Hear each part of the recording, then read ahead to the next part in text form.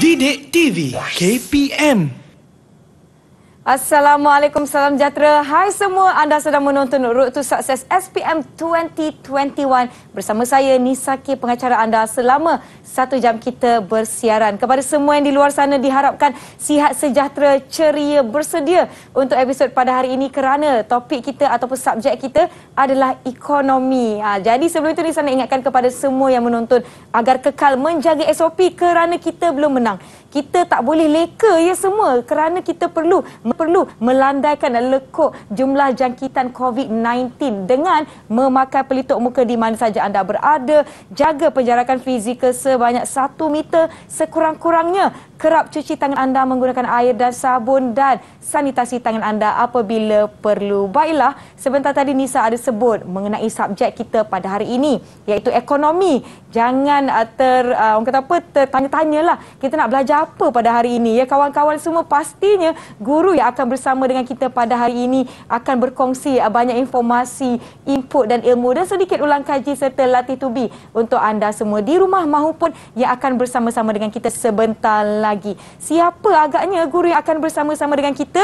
Nisa tak nak cakap banyak, kita perkenalkan beliau. Jom kita lihat profil ini.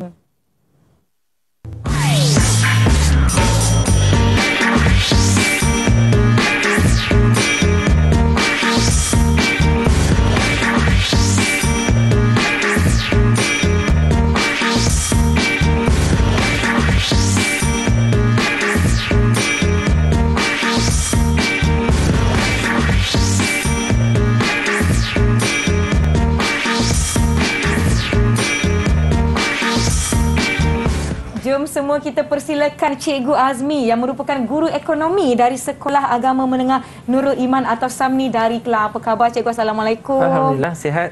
Macam mana Cikgu perasaan hari ini nak berkongsi dengan murid-murid semua?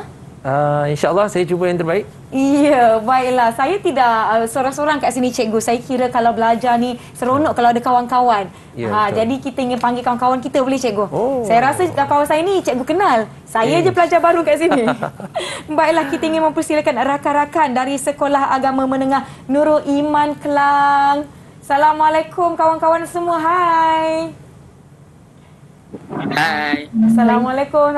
Semua sihat? Salam. Alhamdulillah sihat. Alhamdulillah. Ya. Okey, adik-adik semua, nanti kita boleh perkenalkan diri masing-masing. Kita mulakan dengan siapa yang namanya tu Khairus Solehan ya. Silakan. Assalamualaikum warahmatullahi wabarakatuh. Nama saya Khairus Solehan bin Hasfin daripada Sekolah Agama Menengah Nurul Iman. Baik, terima kasih. Seterusnya yang di sebelah Nizam, silakan. Hai, Assalamualaikum warahmatullahi taala wabarakatuh. Nama saya Muhammad Nizam bin Ahmad Syaiful daripada Sekolah Agama Menengah Nurul Iman Kelang. Baik, terima kasih. Seterusnya Haris, silakan. Hai, Assalamualaikum. Nama saya Ahmad Haris Safwan bin Anukama dan saya bersekolah di Sekolah Agama Menengah Nurul Iman. Baik, terima kasih. Seterusnya kita ada Aina Nazira. Aina Natasha, maaf. Aina Natasha, silakan. Hai, Assalamualaikum. Nama saya Nur Aina Natasha binti Zaizul daripada Sekolah Agama Menengah Nurul Iman. Baik, seterusnya barulah Aina Nazira. Silakan. Hai, Assalamualaikum. Nama saya Siti Ana Nazira binti Muhammad Nasir dari Sekolah Agama Menengah Nurul Iman. Ya, dan yang terakhir sekali Nurul Huda, silakan. Hai, Assalamualaikum warahmatullahi wabarakatuh. Saya Nurul Huda binti Fauzi dari Sekolah Agama Menengah Nurul Iman. Baik, terima kasih kawan-kawan semua. Terima kasih kerana sudi bersama-sama dengan kami dan kepada mereka yang berada di rumah boleh mengikuti pembelajaran kita pada hari ini. Sediakan pen dan kertas untuk menulis ataupun mencatat nota-nota yang akan dikongsikan pada hari ini. Baiklah Cikgu, saya nak ajak Cikgu ke meja ini. Jom Cikgu. Di sini kita nak buka pelitup muka kita kerana kita sudah pun berada dalam penjarakan sosial sebanyak 1 meter. Dekat sini pun tak ada orang lain Cikgu. Kawan-kawan pun semua dekat rumah masing-masing. Silakan Cikgu. Kalau anda buka emas dan perlu menyimpannya, anda boleh simpan di dalam poket ataupun macam Nisa adalah bekas plastik macam ni Cikgu. Boleh simpan dalam bekas plastik. Kalau masih bersih boleh digunakan kembali. Kalau dah kotor jangan guna balik. Bawa emas yang lebih. Jangan melebihi penggunaan selama 8 jam. Dan ayo Cikgu, kita sanitasi tangan kita dahulu. Saya silakan Cikgu dahulu. Baik, seterusnya saya. Okey, rakan-rakan di rumah jangan lupa bawa hand sanitizer bersaiz poket masuk ke dalam poket ataupun beg dan gunakan di mana saja anda berada. Baiklah, Cikgu, sebelum kita mulakan sesi kita, saya nak tanya satu soalan boleh? Oh, boleh. Okey, Cikgu Azmi, hari ini subjek kita ekonomi. Apa agaknya yang kita akan sentuh atau bincangkan sepanjang 1 jam ni? Sebenarnya subjek ekonomi ni sangat dekat dengan kita. Ya. Okey, kita hari-hari jumpa, kita selalu gunakan tapi cuma kita tak perasan sebenarnya benda tu ada dalam mata pelajaran ni. Betul. Okey, so hari ini kita akan cuba menelusuri subjek ini.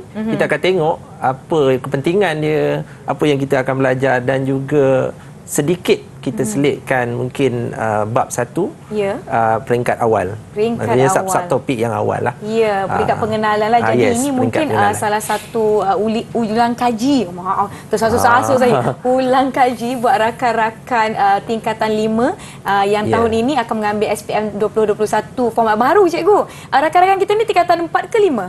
Rakan-rakan ni tingkatan 4 semua. Tingkatan 4 semuanya. Jadi topik ni kalau Cikgu Azmi tanya tak boleh jawab. Tu nanti. Baik, jadi rakan-rakan kita ini, rakan-rakan tingkatan 4, saya kira mereka pastinya sangat dekat dan mereka dah belajar subjek ini pada awal tahun. Rakan-rakan semua dah bersedia? Kalau bersedia, bagi Nisa thumbs up, boleh? Sudah. Sudah, bersemangat masing-masing. Kita nak berhenti seketika, tetapi sebelum tu kita ada sedikit video yang kita ingin tonton bersama-sama. Jom kita saksikan. Didik TV KPM. Saya Kasih Arisa dari Islam Nurul Iman. Saya adalah calon bagi mata pelajaran ekonomi SPM 2021.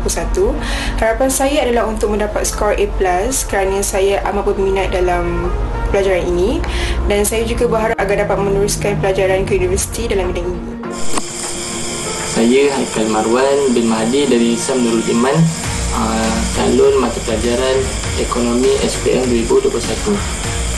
Saya nak dapat result A dalam mata pelajaran ekonomi. Saya suka ekonomi sebab dia mudah, tak payah fikir banyak, dan tu benda fakta. Lepas tu saya suka ekonomi sebab cikgu ajar, saya faham. Cikgu dia ajar santai tapi saya faham. Biasa. Didik TV KPM. Cikgu Azmi, sedikit kata-kata dari rakan-rakan kita. Ada yang kata dia berharap dapat A+ sebab dia minat sangat ekonomi ini. Senang ke sebenarnya? Bergantung okey. student tu juga. Sebenarnya subjek ni tak susah, tapi dia lebih kepada pemikiran. Dia kena banyak berfikir, kena banyak bagi idea. Sebab soalan pun sekarang dah berfokus kepada kebat. So memang lebih kepada idea yang boleh dicerna lah. Bukan lagi hafazan dan sebagainya. Memandangkan tadi Cikgu Ami pun ada sebut sedikit mengenai subjek ekonomi ni sebenarnya dekat dengan kehidupan seharian kita. Agaknya apa yang kita lakukan sehari-hari, pekerjaan kita sehari-hari, aktiviti kita ada berkaitan dengan subjek ekonomi ini sendiri.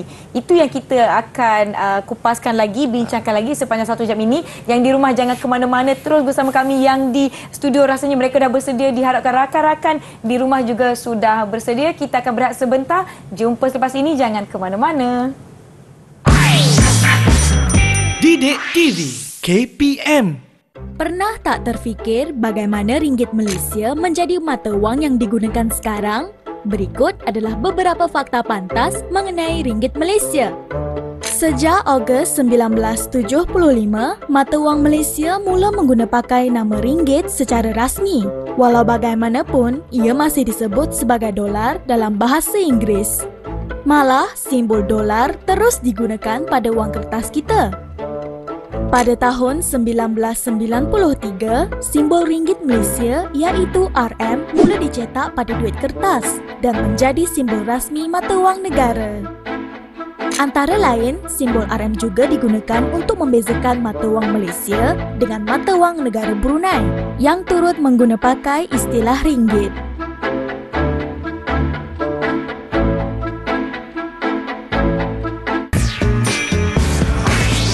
Didik TV KPM. Kembali menonton Road to Success SPM 2021 bersama saya Nisaki. Kita di Cikgu Azmi dari Sekolah Agama Menengah Nurul Iman dan juga rakan-rakan dari sekolah yang sama. Jom Cikgu, saya rasa saya tak nak buang masa. Kawan-kawan di rumah pun saya kira sudah bersedia. Kita mulakan pembelajaran kita. Silakan Cikgu. Okey, Assalamualaikum warahmatullahi wabarakatuh dan selamat sejahtera. Kita tengok dulu ya. Baik, ini dah subjek ekonomi, yang mana subjek ini diperkenalkan dan dimulakan pada 2017 untuk pelajar tingkatan 4 bagi menggantikan subjek ekonomi asas. Okey, so kita tengok kurikulum ekonomi bertujuan untuk apa? Untuk menyediakan murid dengan pengetahuan dan kemahiran asas ekonomi. Kemudian di samping memupuk nilai murni supaya mereka dapat menyedari dan memahami masalah ekonomi, menghargai sumbangan daripada kegiatan ekonomi serta dapat menyelesaikan masalah dan membuat keputusan dengan berkesan dan bertanggungjawab. Kalau kita baca ni macam pening. Apa dia nak sebenarnya? Tapi sebenarnya apa yang dia nak sampaikan ialah ilmu ekonomi ini adalah satu ilmu yang sangat penting untuk kita gunakan sepanjang kehidupan kita. Okey? So kita tengok slide seterusnya. Apa objektifnya pula? Objektif dia ada banyak, saya tak perlu baca semua. Ini ada dalam dokumen standard kurikulum dan juga pentaksiran untuk mata pelajaran ekonomi ataupun dikenali sebagai DSKP. Okey, so kat sini kita tengok beberapa kat sini ada membina pengetahuan, menghubungkan konsep dan prinsip asas ekonomi. Ini yang penting. Sebabnya ilmu ekonomi ni kita gunakan selalu, sehari-hari kita guna dan kita guna. Jadi, cuma kadang-kadang kita tak perasan yang benda tu kita belajar sebenarnya. Okey. Satu lagi subjek ni adalah subjek yang senang nak skor. Sebab apa? Sebab kita jumpa hari-hari. Cuma masalahnya kadang-kadang murid sekolah ni dia terikat dengan apa kita katakan semuanya nak gunakan buku, nak ikut buku, nak ikut buku. Nak kena buka buku teks. Macam saya sendiri, saya honestly saya cakap secara jujur, saya mengajar ekonomi ni, buku teks saya gunakan sangat minimum. Minimum sangat penggunaan buku teks yang saya gunakan. Walaupun macam mana pun, tapi dia tetap juga penting. Sebab konsep dan sebagainya tu ada dalam buku teks. Dan apa yang perlu, yang kita nak bagi sampaikan kepada murid ni, sebenarnya murid perlu faham konsep tu dan diguna pakai dalam kehidupan dia. Okey, kita tengok slide seterusnya. Okey, ini adalah apa yang murid-murid sekolah akan belajar ataupun pelajar calon-calon ekonomi akan belajar sepanjang tingkatan 4 dan 5. Bab dia sikit aja, ada 4 saja tingkatan 4. Kemudian ada 2 saja tingkatan 5. Kalau tak skor juga tak tahulah. Okey, memang sikit sangat. 4 tu pun pada saya memang dia dah minimumkan berbanding dengan ekonomi asas dulu, yang mana tingkatan 4 ada sampai 5 bab. Kemudian tingkatan 5 ada lagi 4 pula. Jadi semua sekali ada 9. So kita dah kompreskan dia. So memang saya sangat bersyukur dengan silibus yang baru ni, yang mana dia lebih menepati dan lebih segar. Okey, kita tengok tingkatan 4 punya pengenalan, konsep kekurangan, sistem ekonomi dan siapa tak tahu kena ada 25 ni. Pasaran, kemudian ada pendapatan individu, kemudian seterusnya pengeluaran. Okey, secara mudah kita nak faham tingkatan 4 ni dia lebih menjurus kepada kita panggil mikroekonomi. Okey, kalau dekat universiti orang belajar mikroekonomi tu banyaknya menjurus ke tingkatan 4. Okey, maksudnya kita belajar benda-benda yang konsep asas ekonomi itu sendiri. Okey, itu tingkatan 4 daripada mula sampai habis lah. Mungkin ada pun makro ada sedikit di chapter yang terakhir, iaitu tajuk pengeluaran. Okey, satu lagi saya nak beritahu, nak kongsikan dengan anak-anak yang ambil subjek ni. Sebenarnya subjek silibus ekonomi KSSM ini dia ambil ataupun dia disegarkan lagi untuk kita bagi dia hampir sama ataupun dia menyamai subjek yang diambil dalam O level, peringkat O level, iaitu subjek ekonomi. Jadi kita dah ubah sesuai. Tu terima kasihlah kepada cikgu-cikgu yang menggubal silibus ni, yang mana dia sangat menepati. Beruntunglah rakan-rakan kita ni. Ya, sangat beruntung sebenarnya. Yang bermula daripada 2017 tu memang sangat beruntung. Dia belajar tingkatan 4, kemudian kohort pertama SPM 2018 tu memang sangat beruntung sebab dia memang betul-betul menepati, dan dia orang ni memang tak akan terkejut bila masuk universiti nanti jumpa makroekonomi tu kan. Jumpa balik. Memang dia tak terkejut. Saya silap pejam mata pun dia jawab. Okey, kita tengok pula chapter tingkatan 5. Okey, ni tingkatan 5. Tingkatan 5 ni menjurus kepada makroekonomi. Maknanya yang diguna pakai oleh kerajaan, yang lebih firma besar, yang lebih besar, yang lebih besar dia punya cerita dia tu. Okey, kadang-kadang kita tengok inflasi, deflasi dan sebagainya, tapi kita tak tahu nak cerita, nak kaitkan. Sebab benda tu sebenarnya sangat luas. Kadang-kadang kalau kita tengok satu negara tu kan, kita kata inflasi, kita kata negara tu teruk ekonomi dia. Tapi padahal kadang-kadang inflasi ni pun ada juga kebaikan dia. Deflasi itu pun ada juga kebaikan dia. Ada dia punya setempat yang kita kena faham. Okey, so kita tengok tingkatan 5 ekonomi dan kerajaan. Kemudian seterusnya tingkatan 5 juga bab yang terakhir iaitu topik Malaysia dan ekonomi global. Okey, sedikit saya nak jelaskan sebelum kita tengok bentuk soalan. Okey, subjek ekonomi ni kita nak skor dia tak susah. Okey, kalau orang kata kalau nak lulus tu memang senang sangatlah. Okey, memang senang sangat nak lulus, tapi kalau nak skor A+, quite tough lah, agak berat sedikit. Maknanya student dia kena lebih banyak membaca bahan-bahan di luar. Sebab soalan memang kita tak akan ikut macam dalam kita tak akan ambil petikan daripada buku teks, memang tak ada. Minta maaf. Itu bukan lagi, itu kalau dulu ekonomi asas mungkin kita boleh ambil. Tapi ekonomi ini memang tak ada. Kita ambil Kerajaan Akbar yang terbaru, kadang-kadang masuk dalam soalan, tapi pelajar perlu kaitkan dengan konsep ekonomi itu sendiri. Itu yang jadi sangat menarik tu. Kena banyak membaca lah kawan-kawan. Ya, memang kena banyak membaca. Membaca itu jambatan ilmu. Memang kena baca. Okey. Alright, so kita tengok seterusnya bentuk soalan. Okey, ini kertas 1. Kertas 1 ini dia punya kod dia 3767. Strip 1 itu adalah kertas 1 mengandungi 40 soalan objektif, yang mana kita boleh pilih lah A, B, C, D. Senang je. Kalau tak tahu jawab pun boleh jawab jugalah. Tembak je kan. Okey, lepas tu markahnya adalah 40% daripada semua markah. Okey, 40% daripada semua markah. So nilai bagi setiap satu soalan itu adalah 1 markah. Okey, masa diberikan adalah 1 jam 15 minit. Kemudian apa yang ditanya adalah merangkumi keseluruhan bab tingkatan 4 dan 5. Okey, yang dalam kertas 1 ni dia memang fokus dia banyak di dalam buku teks lah. Okey, dalam buku teks tu, sebab soalan kertas 1 ni kita tak boleh nak jadikan dia kebat. Sebab dia memang A, B, C, D dah ada jawapan kat situ, kebat apanya. Kan? Dia tak boleh nak jadi kebat sangat, kalau ada pun sikit sangatlah unsur tu. Okey. Kita tengok tingkatan kertas 2 pula. Okey, kertas 2 3767/2. Ini mengandungi 2 bahagian, iaitu bahagian A dan B. Kemudian markahnya 60% daripada semua markah. Tadi 40, ni 60. Kemudian jumlah markah adalah 100. Pelajar kena jawab 5 soalan, yang mana setiap satu soalan itu adalah 20 markah. Masa diberikan adalah 2 jam 15 minit. Tambah sikit, kalau dulu ekonomi asas 2 jam aja. Memang ramai yang mengadu tak cukup masa. Okey, lepas tu calon perlu menjawab 5 soalan. Ni 5 ni lah 20 markah untuk bahagian A dan bahagian B. Okey, bahagian A dia agak mudah, yang mana soalan-soalannya direct. Soalan-soalan yang straight to the point. Tak banyak sangatlah dia punya putar belit dia. Okey, kalau ada pun mungkin ada satu soalan, satu part saja yang tanya agak susah. Tapi bahagian B ini yang paling mencabar. Okey, mencabar pun. Tapi pengalaman saya mengajar ekonomi ni dah berapa tahun, student saya suka bahagian B berbanding bahagian A. Saya pun tak tahu kenapa. Suka ya. Heran sungguh saya. Okey. Lepas tu kita tengok pula ini yang dimasukkan dalam bahagian kertas 2, iaitu merangkumi sukatan tingkatan 4 dan tingkatan 5. Jawapan adalah respon terhad, mengandungi 3 soalan dan wajib jawab semua. Ini bahagian A bahagian A.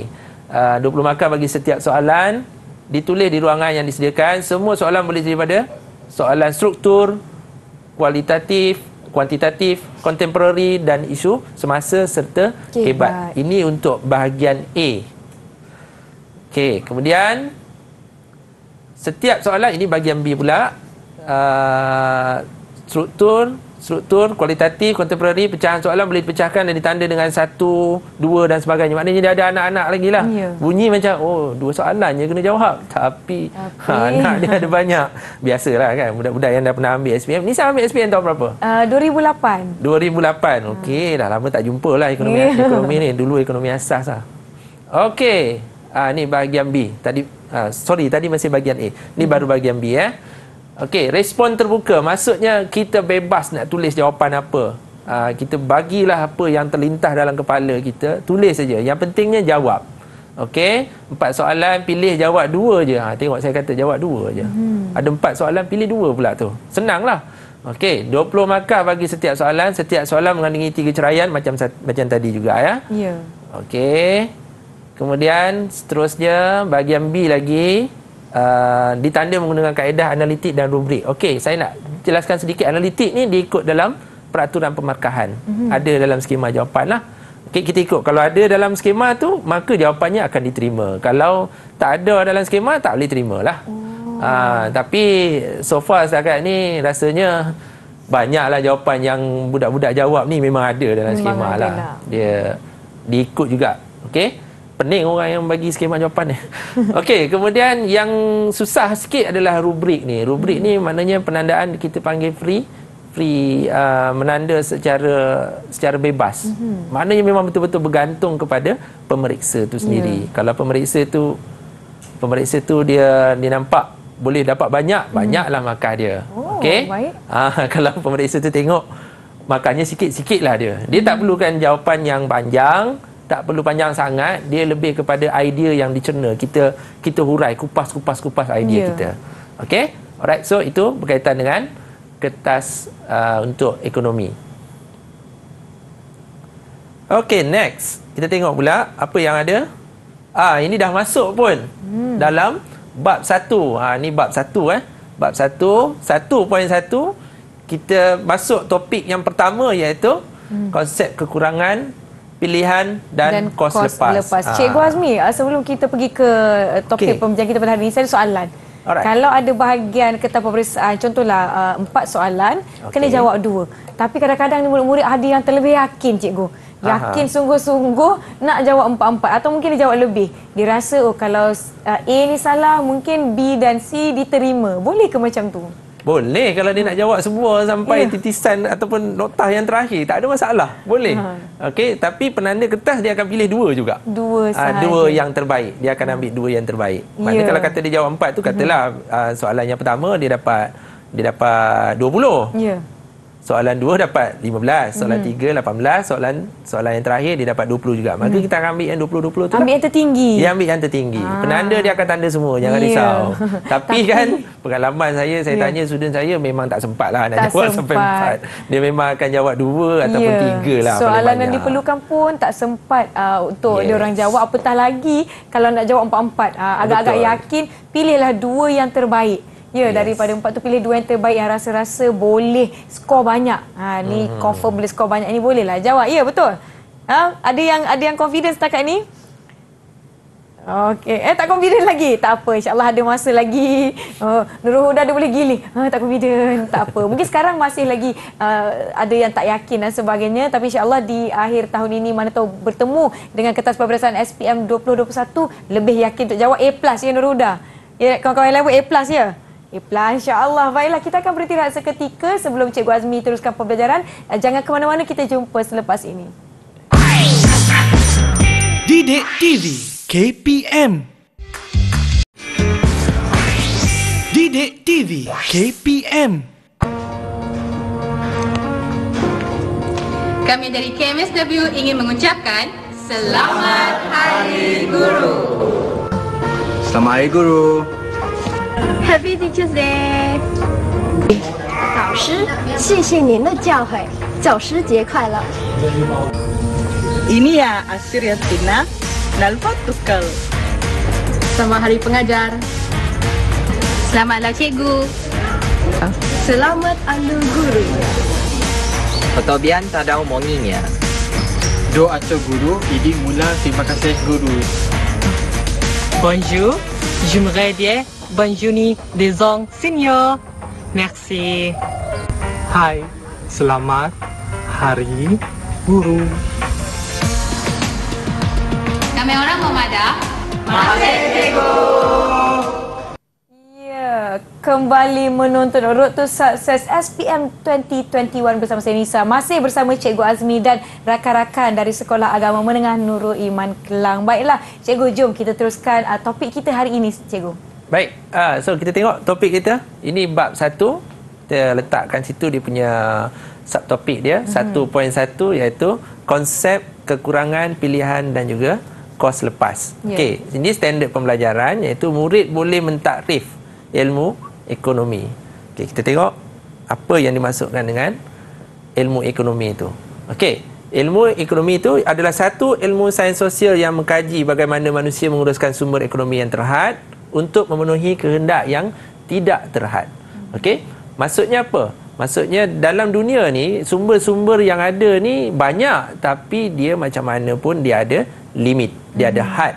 Sedangkan apa yang kita nak dalam kehidupan kita ni dia unlimited. Kita dah ada satu, nak dua, dah dua, nak tiga. Okey, dan lepas tu ada pula kalau orang yang membeli kereta ni, mula-mula dah beli kereta satu yang biasa, dia nak beli lagi yang besar, yang besar, yang besar, yang besar. Kan? Itulah yang kita kata kehendak yang tidak yang terhad. Okey? Alright, so ilmu sains sosial yang mengkaji bagaimana manusia menguruskan sumber ekonomi yang terhad bagi memenuhi kehendak yang tidak terhad itu, maksudnya orang-orang ekonomi ni dia perlu menguruskan sumber tadi. Dia kena uruskan supaya setiap manusia menerima manfaat, dapat masing-masing. Cuma mungkin mengikut peringkat lah. Mungkin ada yang pendapatan tinggi, dia perlukan rumah yang lebih besar. Okey, yang pendapatan rendah, rumah yang lebih kecil. Okey, dia ikut kemampuan lah. Tapi macam mana pun keperluan kita kena bagi. Okey, sebagai kata macam negara kita sangat bertuah lah. Kita adalah sebuah negara yang mengamalkan ekonomi campuran, yang mana kerajaan dia ada ada autoriti untuk masuk campur dalam urusan ekonomi ni. Kalau kita nak banding macam dekat Amerika kan, Amerika ni kerajaan tak masuk campur. So kalau apa jadi pun dekat rakyat dia tak masuk campur. Okey, so kita sangat bertuah lah untuk negara kita ni. Okey, itu adalah maksud takrif ilmu ekonomi. Okey, boleh faham yang ada rakan-rakan di sana? Okey, senang kan? Ini topik mereka, cikgu. Kena faham. Sebab dia dah belajar banyak kali dah ni. Kalau tak faham juga, tak tahulah. Okey, kita tengok konsep kekurangan dan pilihan. Okey, yang ini yang lebih berat sikit lah. Yang tadi cuma takrifan maksud saja. Yang ni standard pembelajaran dia. Murid boleh menjelaskan konsep kekurangan dan pilihan berasaskan sumber ekonomi terhad dan kehendak yang tidak terhad. Okey, kita tengok apa yang dia belajar. Okey, ini masuk kehendak. Kehendak ni keinginan kita lah. Keinginan kita, maknanya kita nakkan barang dan perkhidmatan untuk mencapai kehidupan yang lebih selesa. Itu yang dimasukkan dengan kehendak. Dia berbeza dengan keperluan. Keperluan ni dia ada cukup lah. Maksudnya bukannya nak bermewah, bukannya nak selesa, janji ada je. Janji memenuhi keperluan. Yes, janji memenuhi keperluan. Lebih. Ada rumah ada cukup, makanan cukup.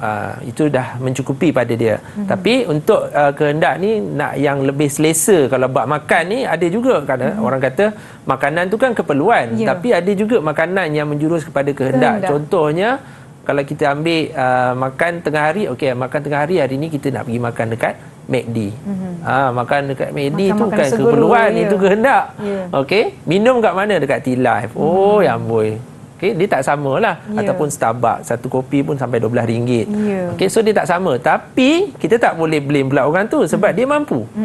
So bila dia mampu, maknanya dia memang boleh beli apa yang dia nak. Okay, kita tak boleh halang lah, tak boleh kata membazir dan sebagainya. Dah dia mampu nak buat macam mana kan.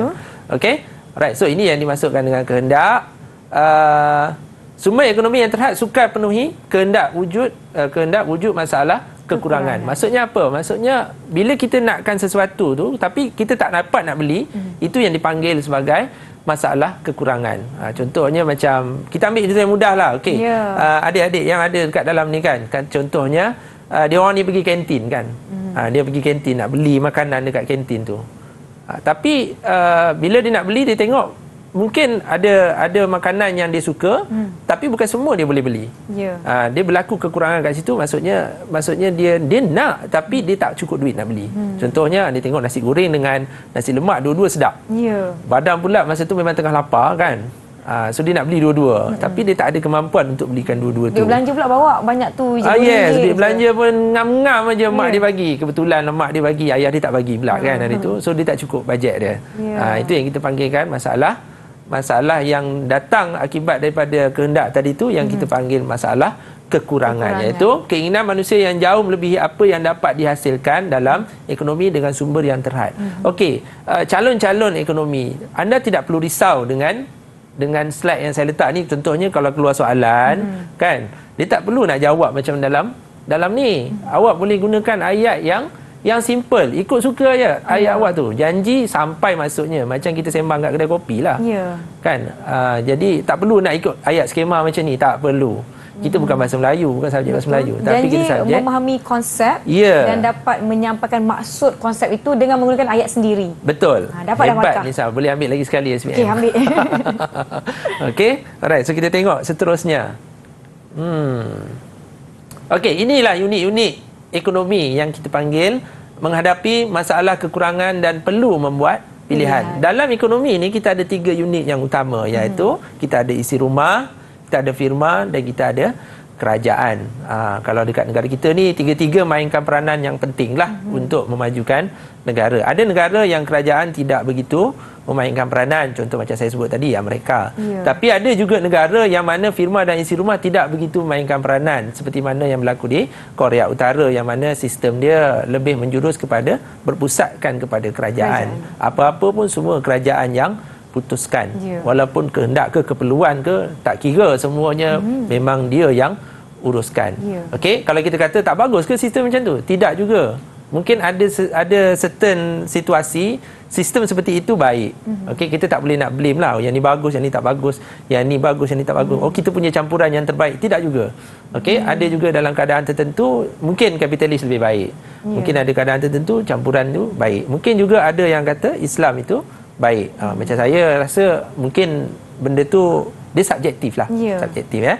Okey, itu yang seronok subjek ekonomi ni. Dia tak ada satu jawapan yang mesti yang tu juga. Tak ada.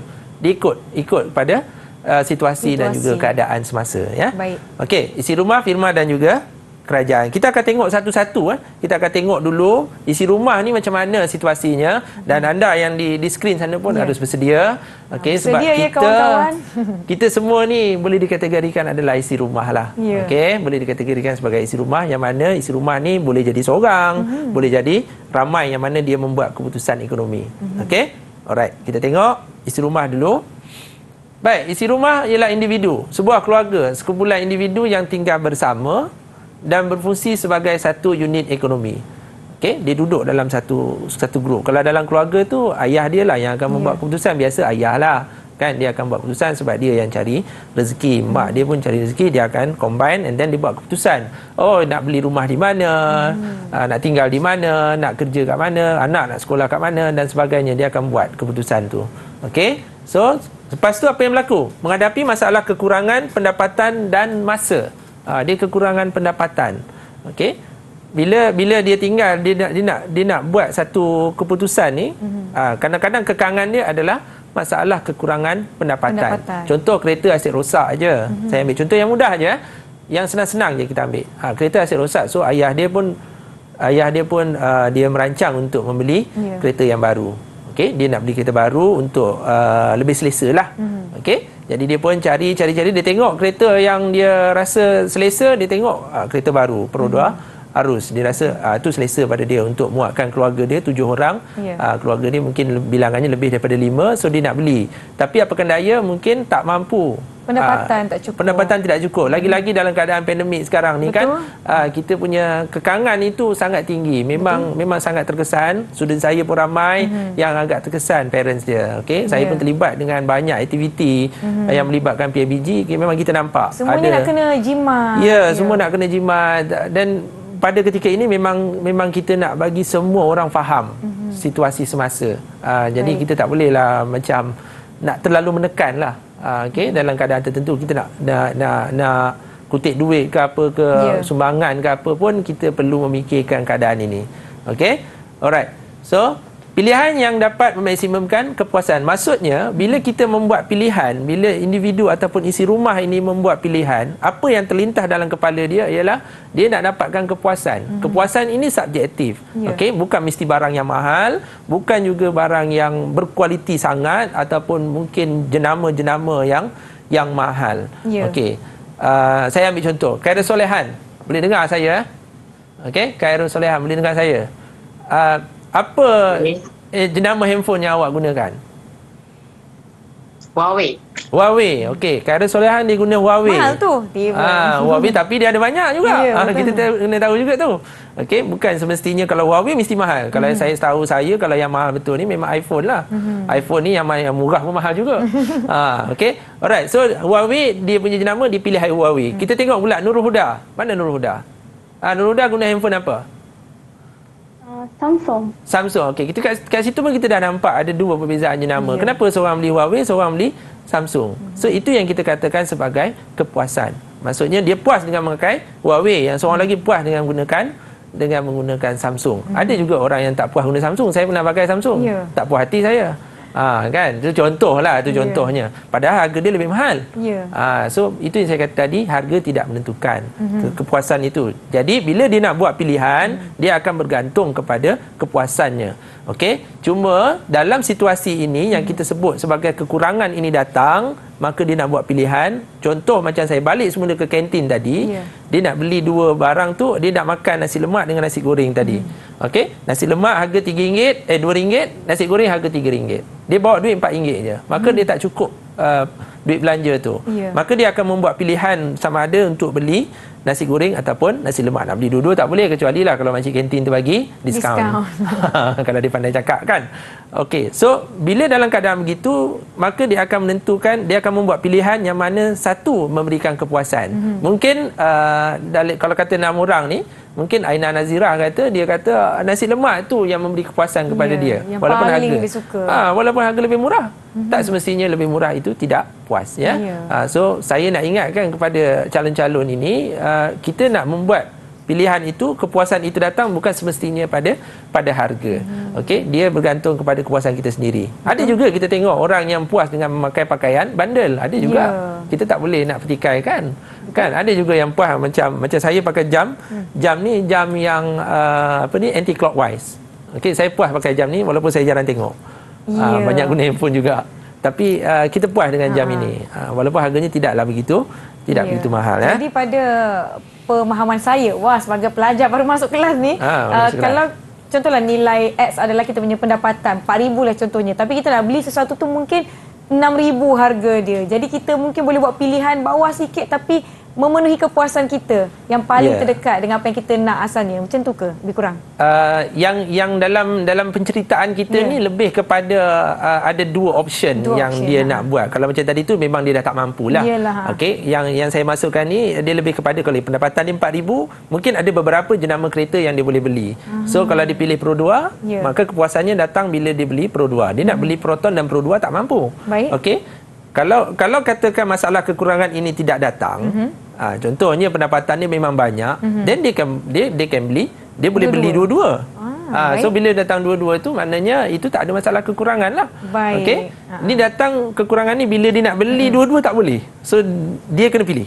Okey, baik cikgu faham. Asyik baik tak tersasar saya tadi. Yang di rumah pun harapnya tak tersasarlah dan mengambil nota tentang apa yang kita belajar setakat ini. Sebelum kita berhenti rehat, saya nak bacakan satu kad yang telah dihantar kepada kami di Didik TV bersempena dengan kempen #Terima Kasih Cikgu. Banyak kad yang menarik, cantik-cantik adik-adik kita hantar kepada Nisa. Saya tunjuk yang ini.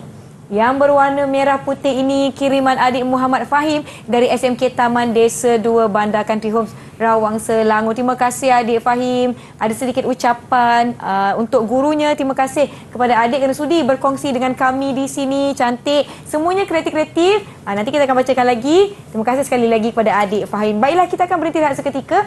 Jangan ke mana-mana. Boleh berehat minum air dahulu. Kita kembali selepas ini. Didik TV KPM. Kembali menonton Road to Success SPM 2021. Baiklah, jangan lupa untuk sentiasa menjaga SOP di mana saja anda berada. Sanitasi tangan anda apabila perlu. Jom cikgu, kita teruskan pembelajaran kita. Silakan. Okey, kita tengok pula. Tadi kita dah habiskan yang isi rumah ni. Kita tengok yang seterusnya. Firma pula. Firma ni apa pula? Okey, firma adalah sebuah organisasi atau unit pengeluaran yang merancang dan menggunakan faktor pengeluaran untuk mengeluarkan barang dan perkhidmatan. Okey, menghadapi masalah kekurangan faktor pengeluaran, pilihan yang dapat memaksimumkan keuntungan. Okey, firma ni dia lebih kepada syarikat lah, senang kata kita sebut syarikat lah. Macam di sekolah tu, kalau di dalam kawasan sekolah yang kita boleh kategorikan dia sebagai firma, kita boleh masukkan dekat koperasi sekolah lah. Okey, koperasi ataupun kantin sekolah. So dia punya motif ni dia nak dapatkan keuntungan. Tadi macam individu dan juga isi rumah tadi tu, dia punya motif dia, apa yang dia nak dalam hidup dia adalah kepuasan. Semua dia nakkan kepuasan. Dia nak beli apa-apa pun dia rasa puas, dia puas, dia beli. Okey, tapi firma ni dia punya fokus dia adalah keuntungan. Apa yang dia nak, yang mana paling memberikan keuntungan, itulah yang dia akan keluarkan. Okey, so dia menghadapi masalah kekurangan faktor pengeluaran. Faktor pengeluaran ni kita akan belajar dalam topik yang seterusnya. Okey, faktor pengeluaran ni maksudnya bila kita nak hasilkan satu-satu barang ataupun perkhidmatan, so faktor pengeluaran ni diperlukan untuk digabungkan bagi menghasilkan barang ataupun perkhidmatan tadi. Okey, so itu yang dihadapi kekurangan di situ. Apa yang dia perlu buat ialah dia perlu membuat pilihan. Okey, firma ni dia akan buat pilihan mana satu produk yang akan memberikan keuntungan. Sebab apa berlaku begitu? Sebab kalau dia nak keluarkan semua tak boleh. Dia tak mampu. Okey? Terutamanya mungkin dari segi modal ataupun mungkin dari segi tenaga kerja. Ada juga sahabat saya yang berniaga yang mana dia dari segi modal cash ni tak ada masalah. Dia boleh buat, tapi bila saya tanya kenapa tak buat? Dia kata aku tak ada pekerja. Pekerja dia tak cukup. So dia menghadapi masalah kekurangan tenaga kerja ataupun kita sebut dalam istilah dia buruh. Okey, so dia tak cukup. Bila tak cukup sama juga, tak boleh juga kita nak produce barang tu. Okey, itu yang berlaku ya. So apa yang dia perlu buat, dia kena pilihlah mana satu yang boleh mendatangkan keuntungan yang maksimum kepada firma tadi. Kalau dikatakan produk A tu yang dapat untung banyak, maka dia keluarkan produk A. Kalau produk B itu yang mendatangkan keuntungan yang banyak, maka dia akan keluarkan produk B. Okey, dipilihlah salah satu tu. Ada juga firma yang boleh keluarkan semua. Maka yang boleh keluar semua tu dia tak adalah masalah kekurangan tadi. Ni yang hadapi masalah kekurangan. Itu adalah firma. Boleh faham yang dekat dalam skrin? Okey, good. Very good. Pernah nampak firma dekat tempat tinggal anda? Okey, Aina Nazira, Aina Natasha. Bagi contoh Aina salah Natasha. Satu firma berdekatan. Boleh bagi contoh firma yang ada dekat dengan rumah awak. Pasaraya ANK. Pasaraya ANK, very good. Okey, contoh yang sangat baik yang mana Pasaraya ANK ni merupakan salah satu minimarket yang terdapat di Lembah Kelang lah, dekat daerah Kelang. Asalnya tak banyak, makin lama dia makin banyak. Mungkin dia punya masalah kekurangan tu dah semakin kurang, dah dapat diatasi, maka dia dapatlah keluarkan banyak outlet dia. Banyak cawangan dia. Okey, Tania, satu contoh yang baik. Okey, kita tengok yang terakhir. Okey, masalah kekurangan dan pilihan yang dihadapi oleh kerajaan pula. Ni kerajaan. Sebuah badan organisasi yang mempunyai kuasa untuk menguatkuasakan undang-undang untuk menjaga kestabilan ekonomi dan sosial. Ini berat tanggungjawab kerajaan ni. Okey, tanggungjawab kerajaan memang sangat berat. Dia nak pastikan keadaan ekonomi sebuah negara itu betul-betul stabil. Terutamanya yang macam negara kita lah. Kita mengamalkan ekonomi campuran, jadi dia adalah penggubal dasar. Okey, mereka menghadapi masalah kekurangan hasil. Kekurangan hasil ni hasil pendapatan kerajaan lah. Mungkin dari segi duit cukai, dan juga hasil-hasil kerajaan yang lain yang banyaknya kat cukai lah. Pendapatan kerajaan ni kita akan belajar juga dalam ekonomi ni. Belajar juga, tapi masa tingkatan 5 nanti. Tingkatan 5 nanti kita akan belajar tentang sumber hasil kerajaan dalam tajuk belanjawan negara. Okey, pilihan yang dapat memaksimumkan kebajikan masyarakat. Okey, kerajaan dia tidak memikirkan keuntungan. Kadang-kadang kita perasan bila kerajaan buat dasar tu, kerajaan buat highway ni sebab kerajaan nak untung. Okey, sebenarnya tidak. Bila dia buat lebuh raya tu, salah satu poin yang dia nak letakkan ialah kebajikan yang maksimum kepada rakyat. Dengan lebuh raya mungkin dia akan membantu merancangkan lagi aktiviti ekonomi. So itu akan memberikan banyak peluang pekerjaan. Kita tak boleh memandang pada satu sudut saja. Kita kena ambil banyak angle, kita kena tengok. Okey, sebab tu saya kata tadi awal-awal tadi, subjek ini memang sangat menarik dan dia berkait rapat dengan kehidupan kita. Okey, kalau katakan kerajaan tidak melaksanakan satu dasar yang memberi keuntungan ataupun memberikan kebajikan yang maksimum kepada rakyat, dia akan menjejaskan juga pendapatan kerajaan itu sendiri. Okey, lagi banyak pendapatan yang kerajaan dapat, lagi banyak kebajikan yang dia boleh berikan kepada rakyat.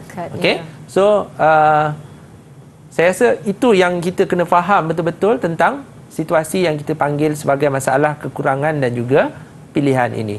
Okey. Saya ambil contoh lain Saya ambil contoh lain. Mungkin yang terbaru kita ada dengar kerajaan dia putuskan untuk buat satu lita dekat Langkawi. Okey, dekat sana. Tapi bila dibuka di sana tu dia akan menjejaskan sedikit penempatan. Ada satu kawasan penempatan yang dia akan orang kata pindahkan lah. Mungkin kita nampak macam kenapa nak kena pindahkan, tapi itu akan memberikan pulangan yang sangat tinggi dari segi ekonomi. Sebab bila adanya lita yang baru, selalunya lita-lita baru ini akan masuk dalam kalender perlumbaan. So itu akan menarik lagi ramai lagi pelancong yang akan datang. Dan bila pelancong datang ni, dia bukan datang saja-saja. Mana boleh pelancong datang sini bawa makanan sendiri? Dia memang akan datang sini beli makanan di sini. Mana pula ada pelancong datang balik hari? Tak boleh. Dia mesti akan tinggal di sini juga.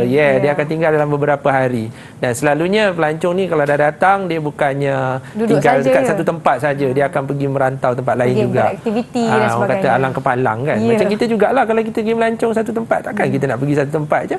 Walaupun satu tujuannya nak pergi satu tempat. Tapi bila dah sampai sana, macam orang pergi umrah, kan? Umrah Ziarah, tu dia akan pergi tempat lain juga. Itu yang kita kata mendatangkan pulangan dari segi ekonomi. So masa tu banyaklah nanti homestay lah, apalah kan, dia akan dapatlah buka lebih banyak dan itu akan merancakkan ekonomi masyarakat setempat. Merancakkan ekonomi setempat dan macam media ke apa pun dia akan mendapat manfaat untuk buat liputan dan sebagainya.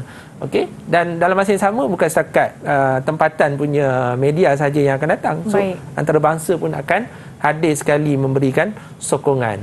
Okey, itu yang kita letakkan pada saya lah, pengalaman saya sendiri yang mengajar subjek ini.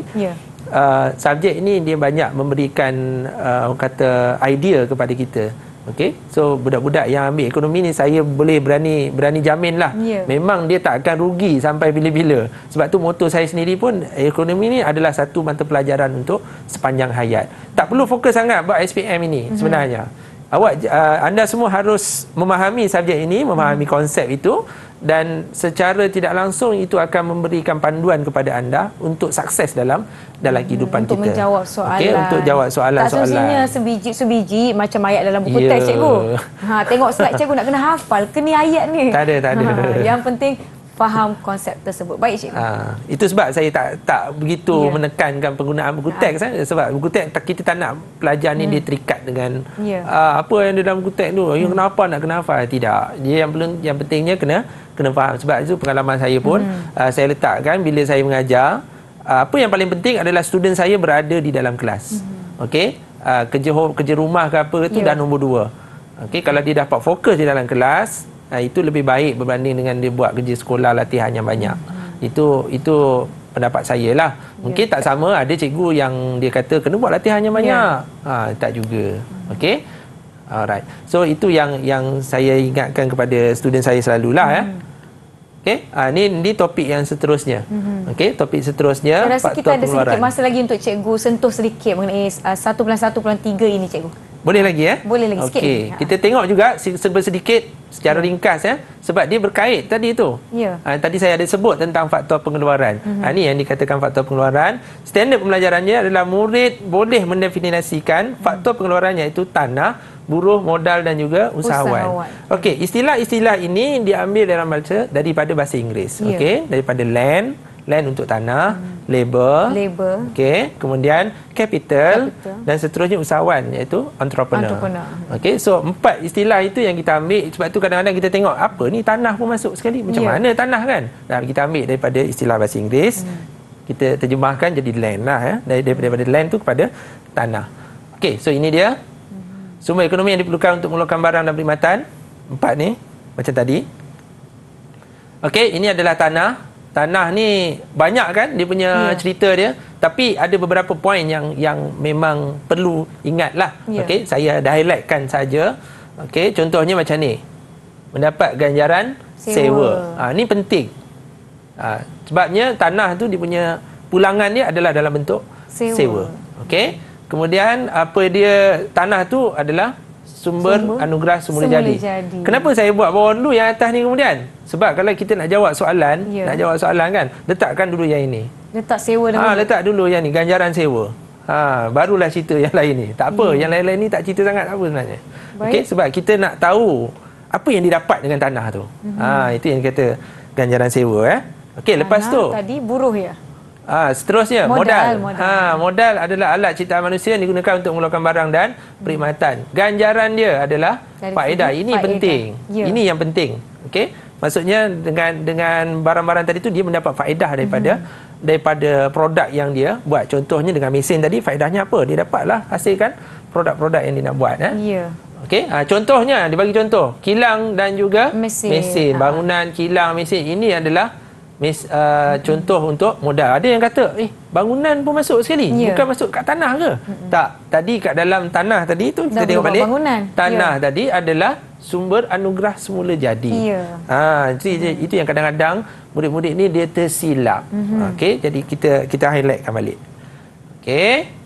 Alright. So seterusnya yang lain ni tak apa. Kita tengok pula yang seterusnya, iaitu buruh.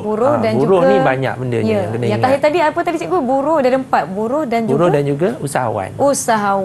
Saya kira ni semua senarai ini ada di dalam buku teks. Ada. Boleh rujuk, jadikan panduan, tapi yang penting faham. Betul. Kalau baca buat latihan tapi sebenarnya anda tak faham pun tak boleh juga cikgu kan. Nanti nak jawab peperiksaan blank.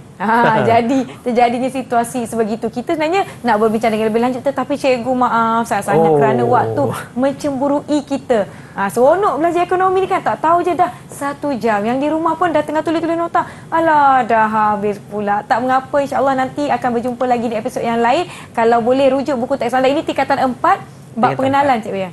Bab 1. Jangan lupa untuk kekal ulang kaji, buat latih tubi, berbincang dengan rakan-rakan. Kalau ada yang tak faham, boleh tanya guru anda. Terima kasih kepada Cikgu Azmi dari Sekolah Agama Menengah Nurul Iman dan juga rakan-rakan dari SAM Nurul Iman juga. Terima kasih kerana bersama dengan kami nanti di sekolah.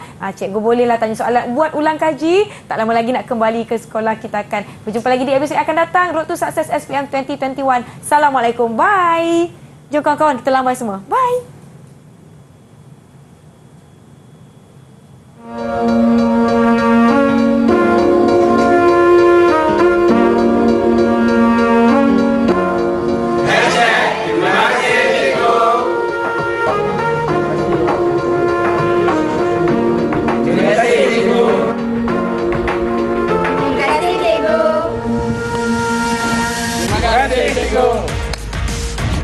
Assalamualaikum dan salam sejahtera. Saya selaku YDP JPP KMPP ingin mengucapkan selamat Hari Guru kepada semua guru di Malaysia kerana telah mendidik kami from zero to hero.